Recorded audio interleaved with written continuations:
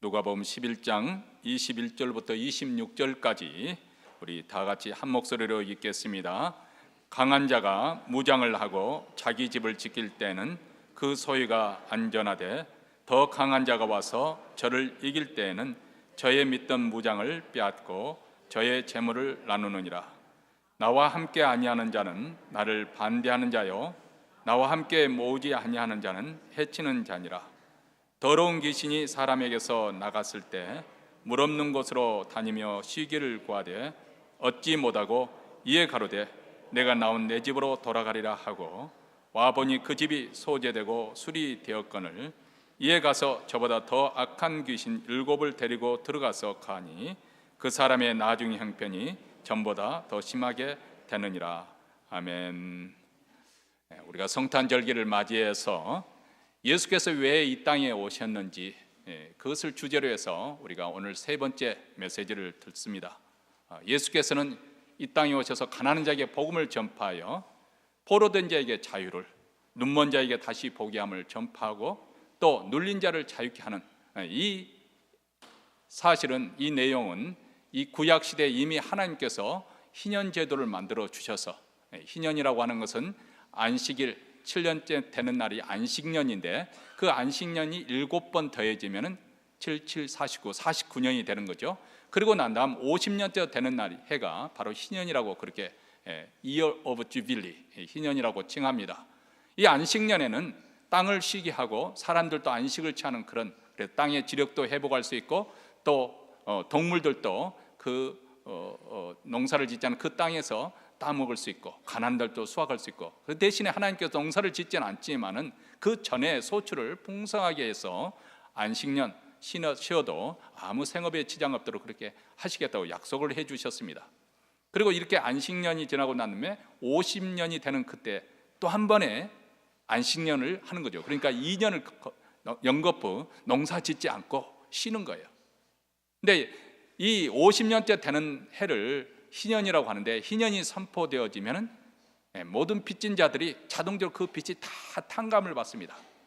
그리고 농토를 빼앗겼던 자, 이런저런 사정에서 농토를 빼앗긴 자들은 다시 원주인으로 돌아가게 되어 있고, 히브리인들은 원래 노예로 삼지 않도록 되어 있지만은 살다 보면은 그런 일들이 일어날 수 있잖아요. 그런데 자동적으로 어떤 조건을 붙이지 않고, 단서를 붙이지 않고 자동적으로 해방이 되어져서 그 사회가 다시금 부를 다시 재편성하고 또 공경에 몰렸던 사람들도 다시 새 출발을 할 수 있는 그런 기회를 우리 하나님께서 만들어 주신 것이죠. 근데 이 희년 제도는 바로 예수 그리스도께서 오셔서 이 땅에 하실 그 사역을 보여주는 그런 예표론적인 그런 사건이라는 것을 우리가 말씀드렸습니다.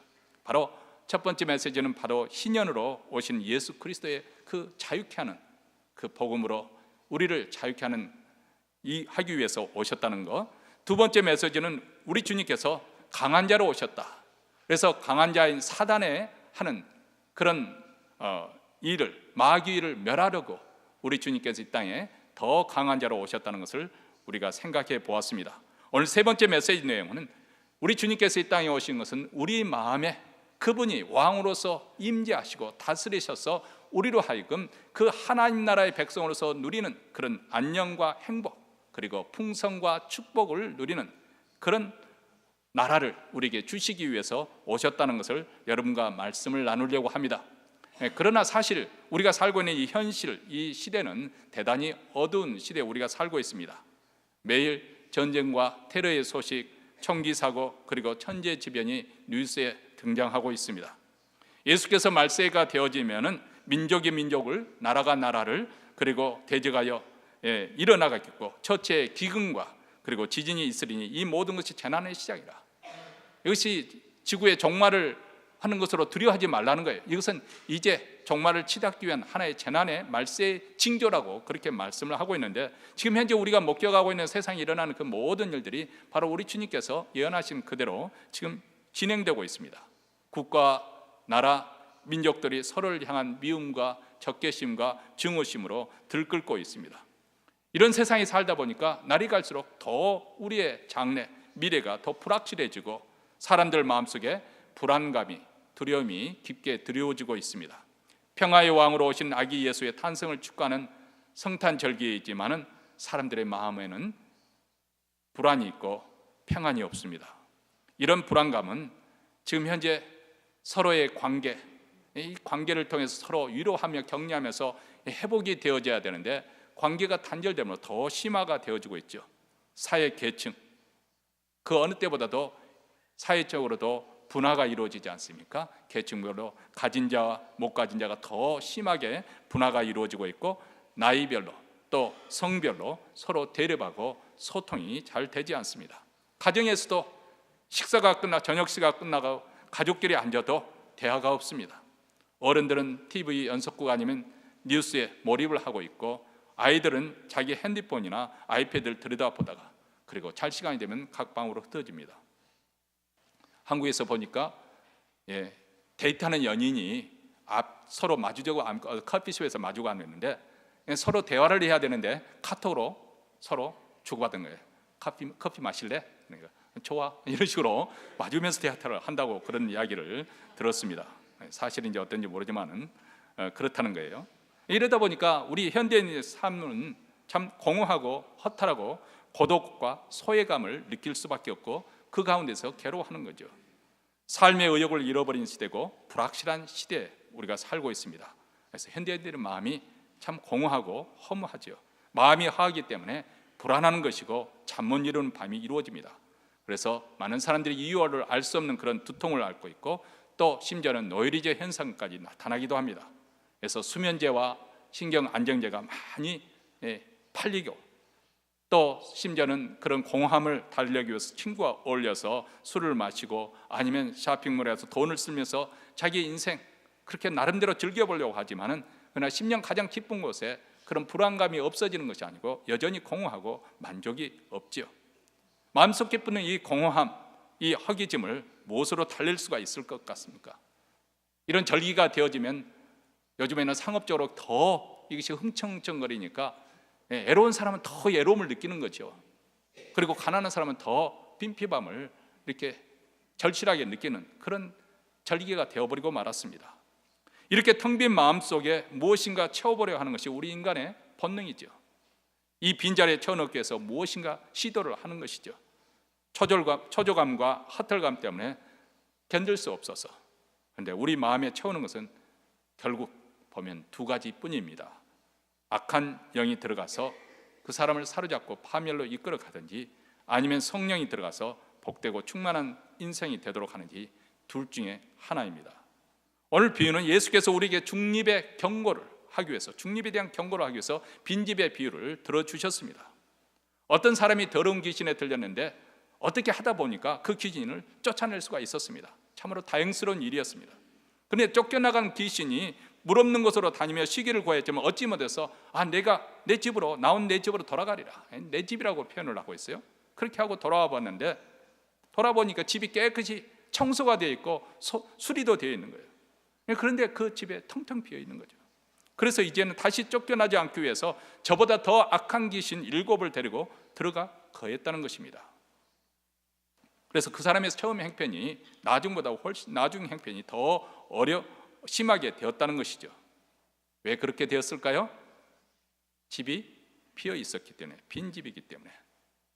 참된 주인을 모시고 살았어야 되는데 그냥 빈 집 그대로 뒀는데, 귀신이 와 보니까 돌아와서 자기보다 더 악한 귀신 7을 데려와서 더 상황이 악화되고 말았습니다. 예수께서 이 비유를 들어주신 것은 물론 1차적으로는 그 당시 이 말씀을 듣고 있는 유대인들, 그 청중들을 두고 하신 말씀이었을 것입니다. 한마디로 이 말씀은 그 당시 유대교의 실상을 적나라하게 표현해주는, 그 실상을 보여주는 그런 말씀입니다. 우리가 잘 알아지는 바와 같이 유대교의 유대한 점이 있는데, 그것은 바로 여호와 유일신앙입니다. 그 당시 모든 세상이 다신교, 하늘의 신도 믿고 달의 신도 믿고 해도 믿고 또 바다 신도 믿고 또 강의 신도 믿고, 이런 온갖 그 자연물을 숭상화하는 그런 다신교 신앙 속에서 오직 유대교만이 유일신교를 받아들였습니다. 그뿐만 아니죠. 하나님의 계신 이 구약 성경, 하나님의 말씀을 그들이 가졌습니다. 참 위대한 우리 인류로 봤어도 위대한 문화유산입니다. 그런데 저들에게 주어진 이 계시의 말씀, 하나님의 말씀으로 그들의 마음이 청소가 되었는데 메시아로 오신 예수 그리스도를 영접하지 않았습니다. 그래서 처음보다 오히려 형편이 더 악화되고 말았습니다. 여러분, 그들에게 일어난 이 십자가 사건을 중심으로 일어난 사건을 한번 살펴보시기 바랍니다. 한번 생각해 보시기 바랍니다. 그들이 바로 하나님의 백성이라 일컫는 그들이 마귀짓을 했습니다. 율법에 따라서 무죄한 자를 정죄를 했습니다. 율법을 지키면서 우리는 안식일을 지키기 위해서 이 이방 사람 로마 관정에는 들어갈 수가 없습니다. 그러니까 빌라도가 밖으로 나와서 그들을 영접하잖아요. 그렇게 율법을 지키기 위해서 자기들은 율법을 지킨다고 하면서 무죄한 자를 십자가에 못 박아달라고 그렇게 요구를 했습니다. 무고한 피를, 정죄의 힘을 빌어서, 그리고 또 신의 이름으로 그 피를 부르고 처단을 한 것입니다. 여러분, 그 당시 바리새인들이 얼마나 안식일과 절기를 지키는 데 열심이었고, 그리고 정한 것과 부정한 것을 구별하여서 자기 스스로를 정하게 하려고 노력을 했고, 음식을 먹기 전에는 손을 꼭 씻고, 그렇죠? 그 손을 씻는데도 방법이 있다는 거예요. 손을 씻어서 손을 이렇게 씻어야 된다는 거예요. 그래야 씻어야 부정한 물이 이렇게 해서 떨어지지, 이렇게 씻으면 이 손끝에 물을 묻혀서 그 부정한 것이 그래도 혹시 묻으면 그것을 가지고 음식을 집어 먹으면 부정하게 되니까 이렇게 씻는다는 거예요. 그 정도로 아주 율법을 지키는데 아주 규칙을 만들어서 그들은 철저하게 지켰습니다. 이런 소극적인 의를 행한 것으로 그들은 아주 자기들의 종교 생활을 잘하고 있고, 그리고 그것으로 인해서 교만했습니다. 그것을 지키지 않은 이방 사람들을 아주 개처럼 그렇게 취급을 했습니다. 지금도 그렇다는 거예요. 예루살렘에, 이것은 실화인지 아니면 만든, 그것은 과장된 만들인지 모르지만 상당히 실화에 근접한 이야기라고 저는 생각이 되어지는데요. 예루살렘에 어떤 외국인이 관광을 하다가 길을 찾게 되었습니다. 길을 한참 찾고, 동네에서 길을 찾고 있는데 한 유대인이 문을 열고 나오더니 사람에게 잠깐 저희 집에 들어오시라고 그렇게 초청을 하더라는 거죠. 그래서 전혀 알지 못하는 사람인데 이게 웬일인가, 혹시 유대인과 교제할 수 있는 그 집에 초청을 받았나 싶어서 들어갔는데 그 사람이 전기 스위치를 가리키면서 이것 좀 꺼달라는 거예요.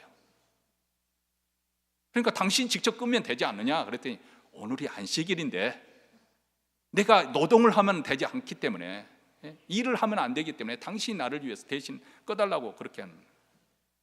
그러니까 안식을 범하는 죄가 그것이 해당된다는 것이라면 자기도 지켜야 될 뿐만 아니라 그 사람도 지키지, 그 안식일을 죄를 짓지 못하도록 그렇게 해줘야 되는데, 자기는 지키려고 다른 사람을 시켜서 그것을 해달라는 이런 얌체짓이 어디 있겠어요?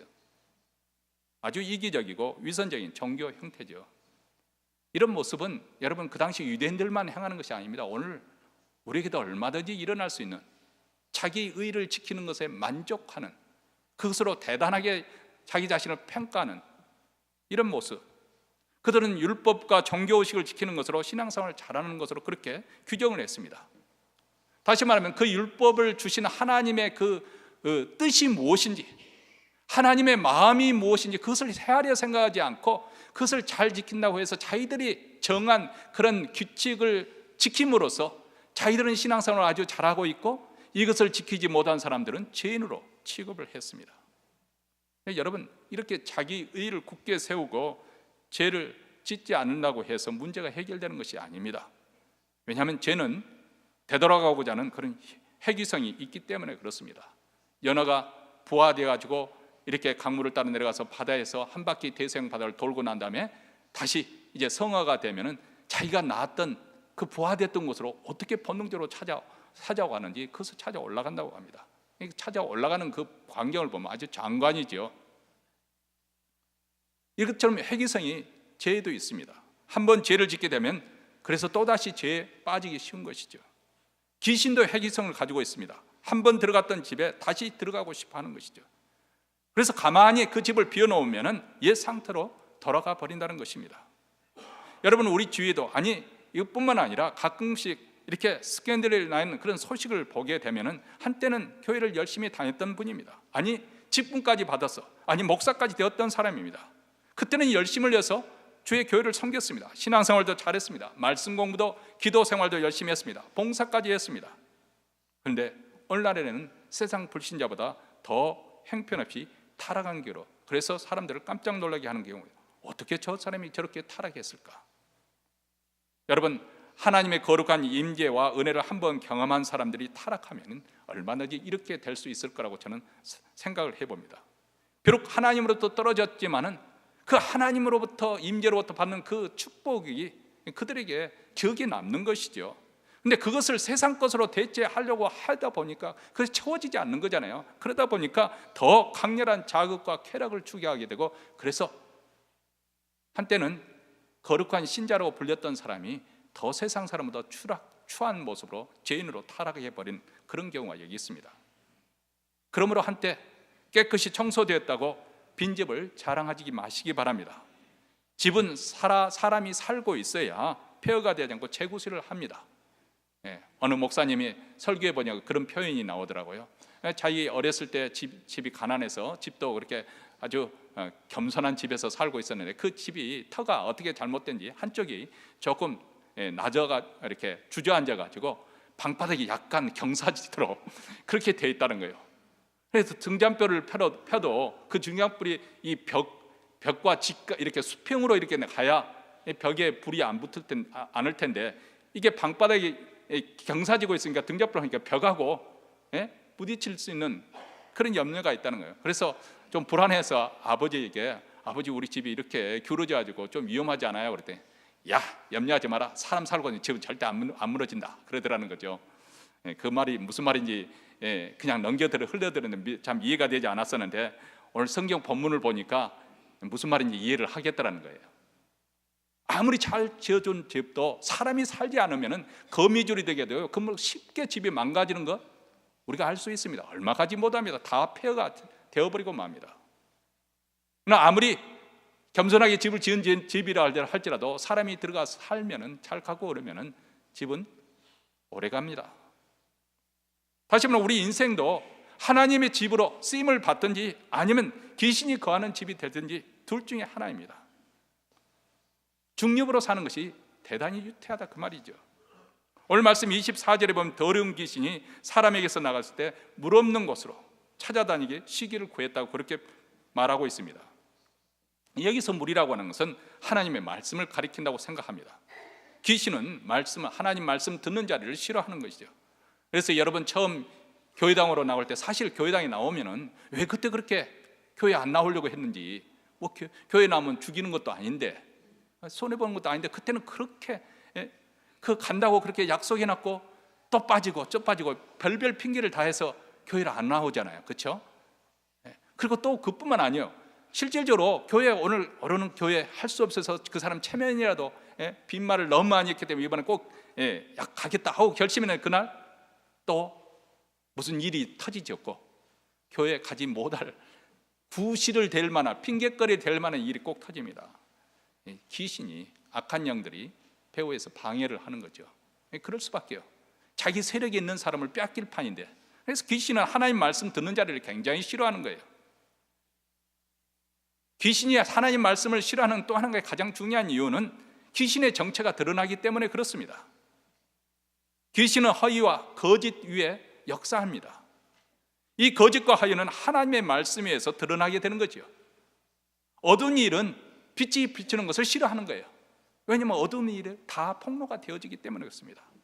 하나님의 말씀은 참 진리이고 진리의 말씀이 비치면은 그 어두운 일들이 다 드러나게 되어 있어요.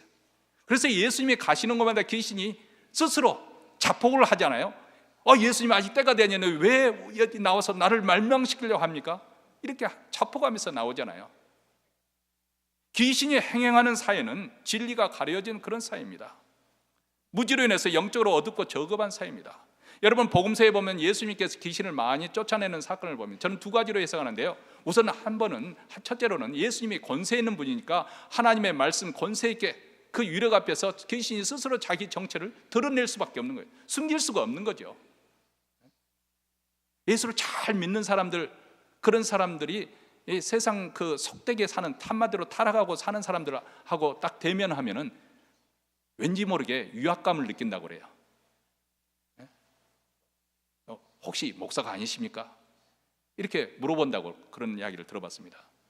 왜냐하면 본능적으로 영적인 그런 그 센스가 그 사람도 있거든요. 뭔지 모르지만은 그 사람은 사랑으로서 은혜로서 이렇게 다 하려고 하는데 왠지 뭐지 형사같이 날카롭게 느낀다는 거예요. 왜 그럴까요? 하나님의 말씀은 진리이기 때문에 그렇습니다. 진리의 말씀은 아주 예리하여서 우리의 혼과 영과 관절과 골수를 찔러 쪼개고 우리 마음속에는 은밀한 것까지 다 드러내고 만물이 벌거벗은 듯이 하나님 앞에 드러나게 되는 그런 날이 오게 될 것입니다. 그러니까 영적으로 무지하는 것이 사단이 가장 좋아하는 그런 활약 무대예요. 수년 전에 중국에 선교를 갔을 때 장백시에 갔습니다. 장백산이라고 하면 한국에서는 백두산이라고 하는데 장백시, 그 백두산 밑에 있는 그 중국 땅인데 그 시인데요. 거기서 예배를 이제 말씀을 전해달라 해서 예배했는데 우리 교회 사이즈 정도 되는 그런 교회인데 그 조선종 목사님이 굉장히 뜨겁게 목회를 하셨어요. 근데 찬양도 뜨겁고 우리 교회보다 조금 더 은혜, 우리 교회도 은혜스럽지만 조금 더 열정적으로 찬양하고 그러더라고요. 근데 남자분들이 없고 전부 여자분들이 그래서 남자분들은 어디로 갔냐 했더니 한국에 돈 벌러 갔다고 그렇게 말씀하시더라고요.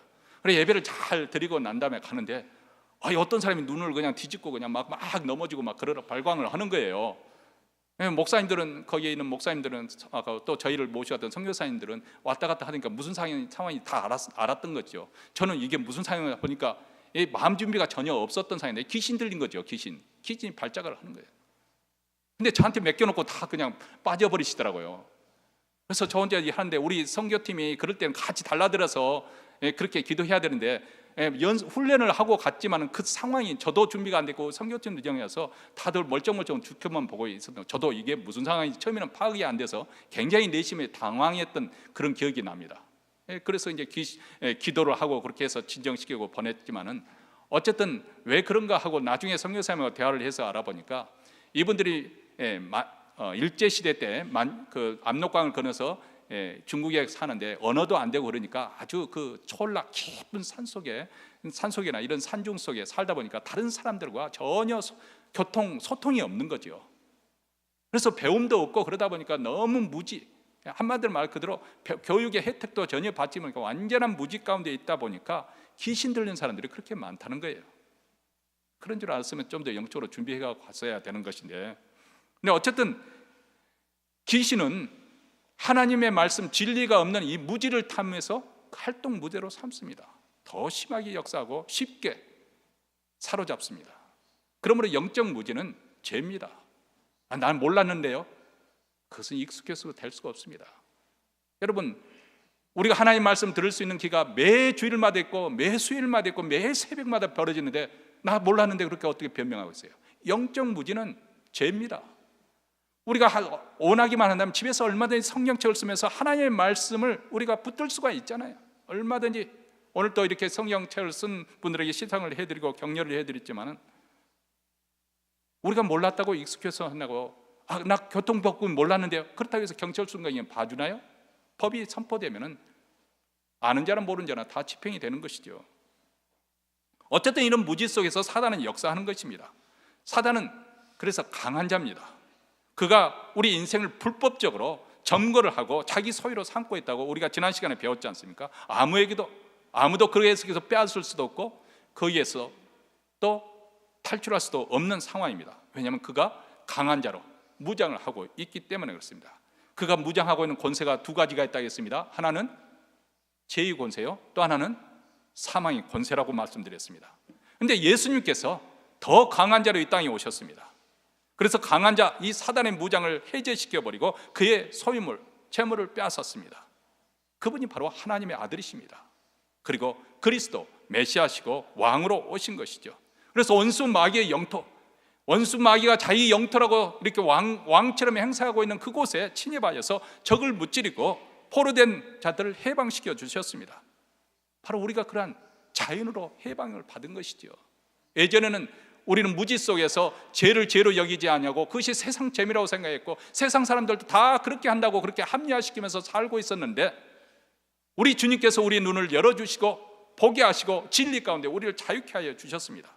온갖 죄와 불의와 부정, 죄악과 악독, 그리고 시기와 미움, 증오, 저주와 빈곤, 질병과 사망으로부터 우리를 해방시켜 주셨습니다. 그 대신에 우리에게 하나님의 은혜와 사랑을 누리게 하시고 기쁨과 평강의 사람으로, 의와 거룩의 사람으로, 건강과 생명으로 우리에게 가득 채워 주십니다.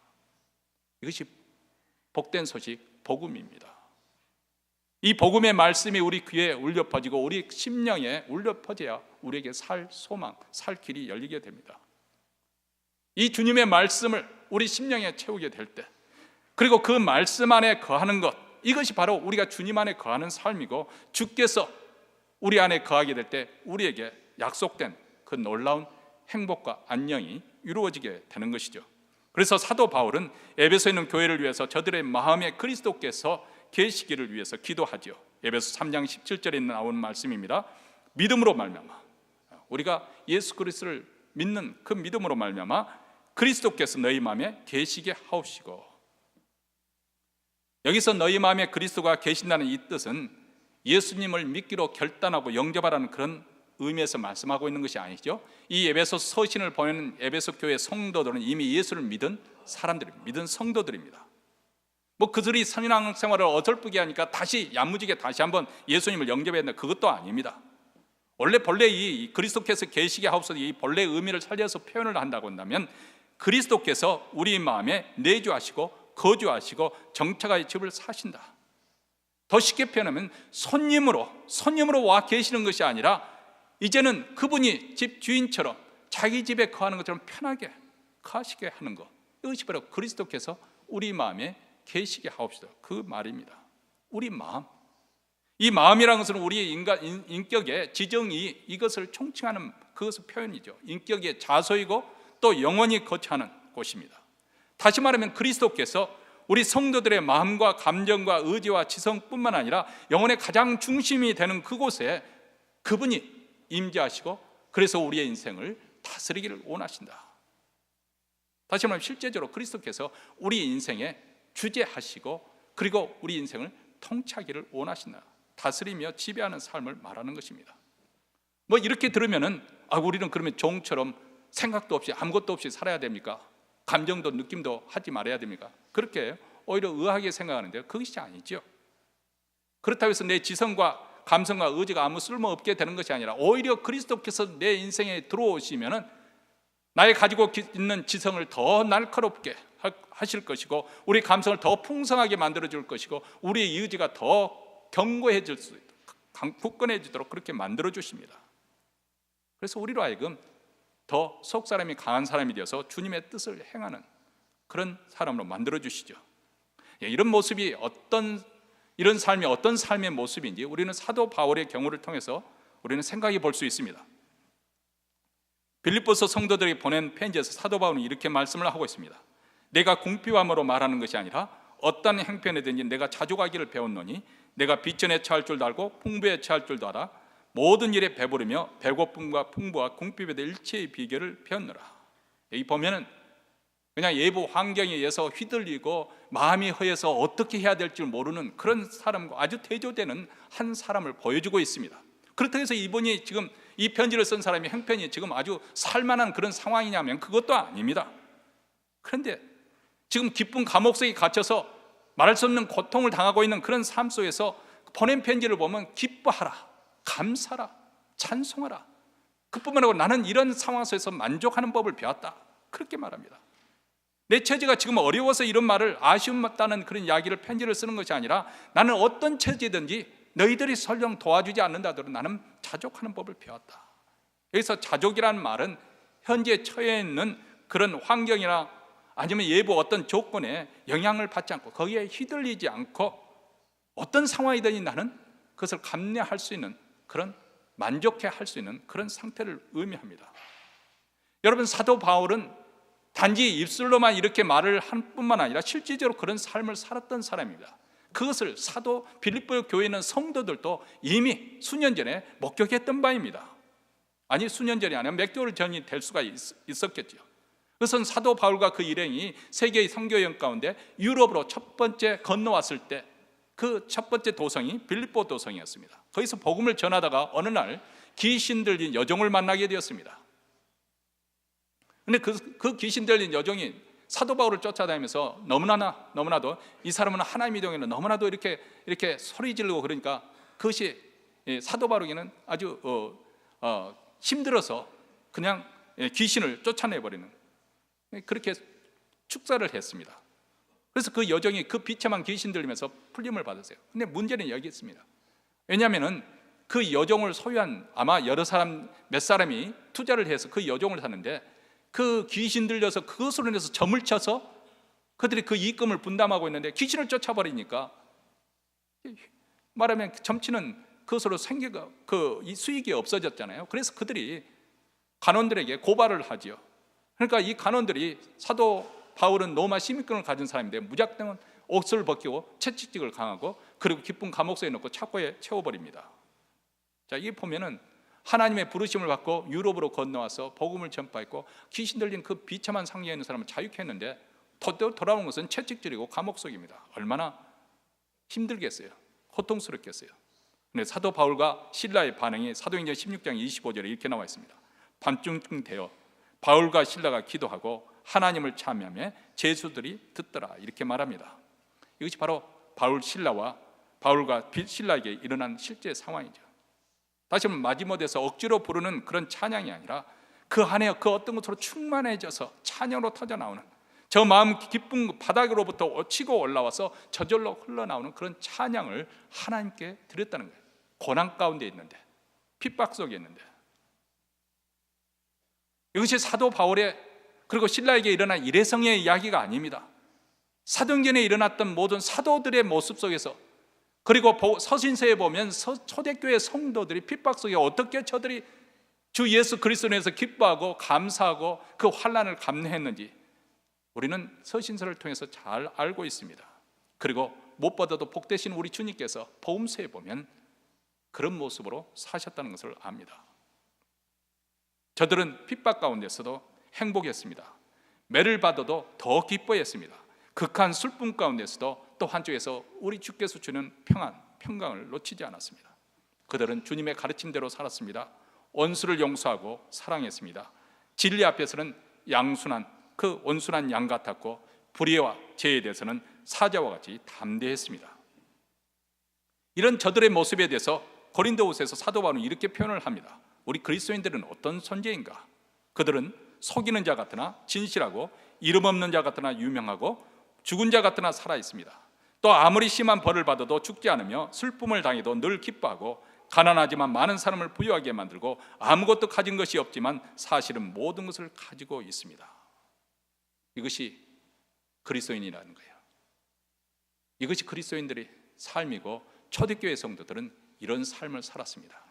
저는 이런 말씀을 할 때마다 이런 말씀 드리면 저보다 훨씬 더 고난 가운데 힘든 가운데 또 병상에 있는 분도 계시고 또 극심한 그런 여러 가지 환경이 주어지지 않아서 한 분들이 있지만은 그래도 오늘날 우리 이 시대에 사는, 특별히 이 미국 땅에 사는 우리가 너무 엄살피우고 사는 것은 아닌가, 너무 불평이 많은 것이 아닌가, 그런 생각을 가끔 해봅니다. 사도 바울은 이렇게 담대한 믿음을 가지고 이렇게 선포하고 살았는데 그가 이렇게 담대하게 선포할 수 있는 그 비결이 무엇인가? 그가 뭐 특별하게 우리와 다른 영적 엘리트이기 때문에 그런 것인가? 그가 사도이기 때문에 그렇습니까? 근데 그도 한때는 하나님을 거스려서 하나님의 교회를 핍박했던 사람들입니다. 하나님과 대척점에 서 있던 사람들이요. 다시 말하면 그가 타고나서부터 가지고 있는 그 어떤 것으로 이렇게 된 것이 아니라 그 말입니다. 그것은 그의 마음속에 계신 예수 그리스도로 말미암아 그렇게 되어진 것이죠. 그의 삶을 그리스도께서 사로잡았고 그의 삶을 다스리고 있기 때문에 그렇습니다. 갈라디아서는 이 사실을 이렇게 표현을 해주고 있습니다. 내가 그리스도와 함께 십자가에 못 박혔나니 그런즉 이제는 내가 산 것이 아니요 오직 내 안에 그리스도께서 사신 것이라. 이제 내가 육체 가운데 사는 것은 나를 사랑하사 나를 위하여 자기 몸을 버리신 하나님의 아들을 믿는 믿음 안에서 사는 것이다. 이게 바로 우리 그리스도인이 가지고는 신비한 연합, 그리스도와 함께 연합된 삶입니다. 그리스도와 함께 내가 연합되어서 그분이 내 안에 살고 내가 그분 안에 산다는 것입니다. 다른 식으로 표현하면 내가 그리스도께 젖붙임을 받았다는 거예요. 제가 어렸을 때 동네에서 보면 동네 아저씨가 젖붙이는 광경을 했던 것을 한두 번 구경했던 그런 경험이 있습니다. 예, 돌감나무 가지를 꺾다가 이 반대로 하는지 제가 오래돼가지고 잊어버렸는데, 어쨌든 이 그 감나무가 썩 그렇게 원하는 열매를 맺지 않을 때, 상품성이 떨어지는 그런 열매를 맺을 때 이 돌감나무 가지를 꺾어서 참감람나무에 붙이고 그 부분을 이렇게 오려내가지고 거기다 끼워 넣고, 그리고 그 새끼줄로 쫑쫑 동여 매지 않습니까? 그리고 난 다음에 진흙을 바릅니다. 마르지 않도록 진흙을 기어서 발라줍니다. 그러면 그 꺾어온 돌감나무 가지에 아주 크고 맛있는, 아주 품종이 좋은 그런 감이 열리는 것을 봅니다. 영적 세계도 마찬가지입니다. 우리는 돌감나무 같이 아무 쓸모없는 그런 열매를 맺고 살았습니다. 그런데 어느 날 우리가 그리스도께 첫부침을 받았습니다. 그분이 내 안에서 역사하실 때 내게도 이렇게 그리스도로 말미암아 풍성한 열매, 하나님이 좋아하시는 선한 열매를 맺게 되었습니다. 이 신비로운 연합에 대해서 우리 주님께서도 직접 이렇게 표현을 합니다. 요한복음 15장 5절과 7절입니다. 나는 포도나무여 너희는 가지니 저가 내 안에 내가 저 안에 있으면 이 사람은 과실을 많이 맺나니 나를 떠나서는 너희가 아무것도 할 수 없습니다. 사람이 내 안에 거하지 아니하면 가지처럼 밖에 버리워 말라지나니 사람들이 이것을 모아다가 불에 던져 사르느니라. 너희가 내 안에 거하고 내 말이 너희 안에 거하면 무엇이든지 원하는 대로 구하라. 그리하면 이루리라. 자, 여기에 보면은 우리 그리스도인들의 풍성한 삶의 비결을 보여주고 있죠. 올 한 해 동안에 여러분 정말 하나님의 말씀에 순종하고자 노력하신 분들도 계시고, 그렇게 우리가 말씀대로 살려고 시도했지만은 잘 되지 않아서 좌절하고, 그래서 이제는 낭망하고 더 이상 그렇게 살아봐야 살 필요가 없다고 그렇게 스스로 체념을 해버린 그런 성도들도 있을 것입니다. 어디서부터 잘못됐는지, 뭐가 어디서부터 잘못됐는지 한번 이 말씀을 통해서 곰곰이 한번 생각해 보시기 바랍니다. 내가 성령으로 말미암아서 우리가 그리스도와 연합하게 되면, 우리 마음에 그리스도로 충만하게 체험을 받게 되면 우리가 과실을 많이 맺게 된다는 거예요. 포도나무 가지가 포도나무에 떨어져 나가가지고 스스로 열매를 맺겠다고 노력해서 되어지는 것이 아니라 가지는 줄기에 잘 붙어 있으면 열매를 맺습니다. 그렇다면 우리가 어떻게 포도나무 가지가 포도나무의 열매, 나무에 붙여 접붙임을 받아서 열매를 많이 맺을 수 있는 삶을 살 수 있는가? 우리가 그리스도께 거하기만 하면 된다는 거예요. 그리스도의 말씀에 순복하고 성령의 인도하심에 우리가 인도함을 받고, 그리고 잘못됐을 때 회개해서 돌아오고, 그래서 주님을 붙들고 살 때 우리를 통해서 우리 주님께서 그런 열매를 맺게 하신다는 것입니다. 우리 한국 사람들의 문화는 유교 전통에 그런 흐름이 있기 때문에 중용의 덕을 중요시하는 그것이 있죠.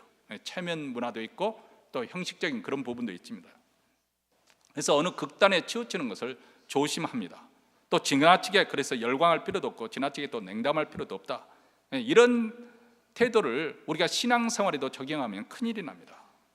기억하시기 바랍니다.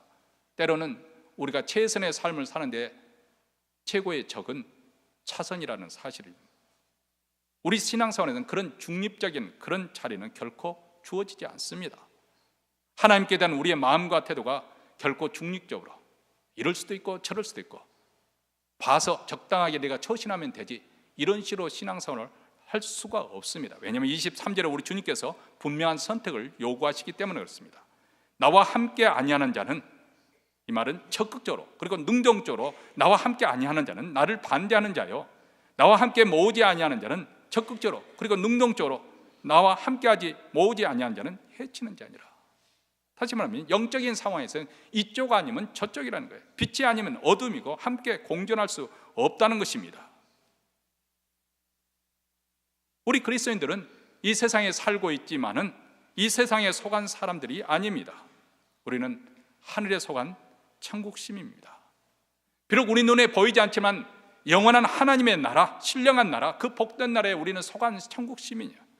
그렇기 때문에 이 땅에 살면서도 그 나라의 은혜와 그 나라의 법에 의해서 우리는 살아가는 것이죠. 여러분, 이것이 사실은 마치 미국의 가령 예를 들면 미국 땅에 한국 대사관이 있지 않습니까? 그 대사관에 가면 태극기가 꽂혀 있습니다.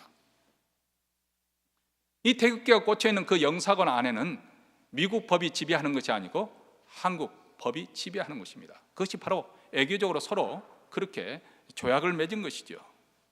그러니까 범죄자가 거기에 피신한다고 은닉해서 숨어 들어가면 다도 미국 경찰이 마음대로 부수고 들어갈 수가 없습니다. 왜냐하면 그것은 한국 법이 지배하고 있기 때문에 그렇습니다.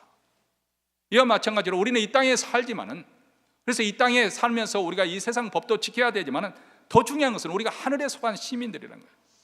그렇기 때문에 우리는 하나님 편에 서는 사람들입니다. 그리스도께 속한 사람들입니다. 우리가 매일 매 순간마다 내가 하나님의 자녀이고 하나님께 속했다는 사실을 우리는 늘 상기해야 되고 이것을 선포해야 됩니다. 그래야 우리가 적극적으로 주님 편에 서서 주님을 위해서 살 수가 있습니다. 적극적으로 하나님 말씀의 순종함을 통해서 그분의 통치를 받아들이는 것입니다. 그분의 다스림 속에 있을 때 우리 주님께서 나를 보호해 주시고 나를 지켜주시고 복을 주시는 거죠. 왕이 해야 될 가장 큰 책무는 자기 백성들을 보호하는 거 아니겠어요? 적으로부터 보호해 주는 일.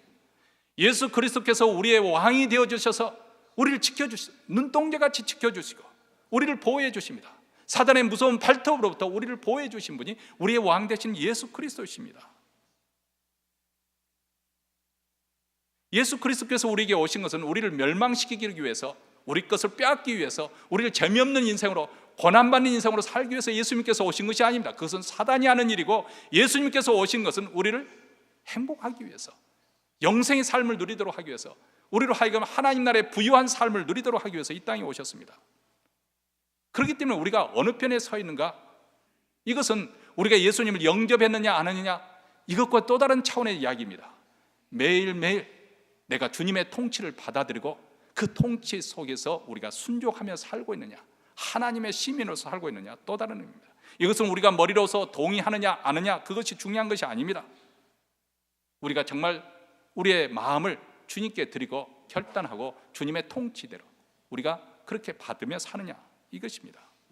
내 마음을, 집을 빈집으로 놔두겠느냐, 아니면 하나님의 말씀으로 적극적으로 채우겠느냐, 주의 거룩한 영으로서 채움을 받아서 날마다 주님의 통치를 받아들이고 주님이 그래서 내 삶에 풍성하게 충만하게 임재하도록 그렇게 내 자신을 내어드리겠느냐, 아니면 내가 세상과 죄의 쾌락을 은밀하게 즐기며 살겠는가, 아니면 주님의 다스림 속에서 주님이 주시는 안녕과 행복을 누리며 살겠는가.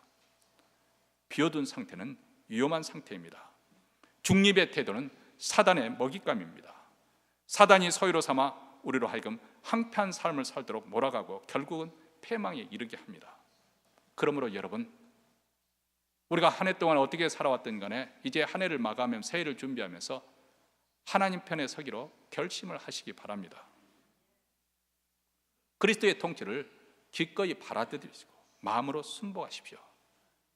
사실 어떻게 보면 신앙생활은 우리 마음속에는 우리는 천성적으로 있는 그 고집이 있습니다.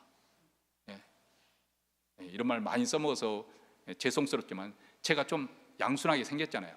꼬라지는 있지만 그래도 저 비교적 착하게 생겼잖아요. 이 목사가 얼마나 꼬라지 있는 것은 살아본 사람, 제 아내만 압니다.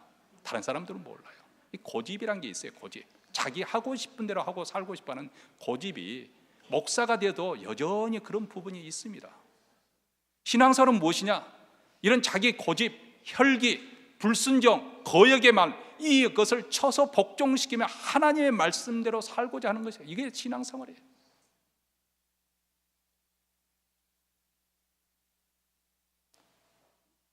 우리가 그리스도의 편에 서서 그리스도의 말씀에 순종하고 살면 그리스도께서는 기꺼이 우리 삶을 책임져 주십니다. 두려워할 것 없어요. 아무리 세상이 뒤집어진다 하더라도 주님 편에 서서 주님과 함께 사는 사람, 주님이 그 사람을 책임져 주는 사람은 두려워할 필요가 없습니다.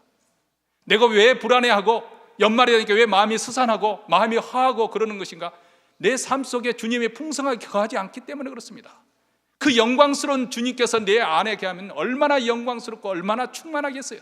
근데 그렇게 살지 못하기 때문에 우리는 여전히 답답하고 불안하고 한 해가 되면서 정말 쓸쓸하고 거둘 것이 없어서, 여러분 생각해 보십시오. 과거에 예수를 믿지 아니했을 때 여러분이 그렇게 열심히 살았다 하더라도 건지는 것이 무엇이었어요? 부끄러운 것밖에 없잖아요. 그러나 그때 내가 정말 하나님의 말씀에 순종하고 싶지 않았었고 너무나 힘들고 고통스러웠는데 그래도 하나님 말씀대로 살았더니 그때 맺었던 그 생각을 해보십시오. 결과는 항상 선한 것이었고 내가 바라보지도 못할 그 이상의 것으로 우리 하나님께서 채워주셨습니다. 우리 주님을 신뢰하고 우리 주님을 믿고 그분의 통치를 받아들이는 우리 모두가 돼서, 그래서 복되고 충만한 삶이 되시기를 주의 이름으로 축원합니다.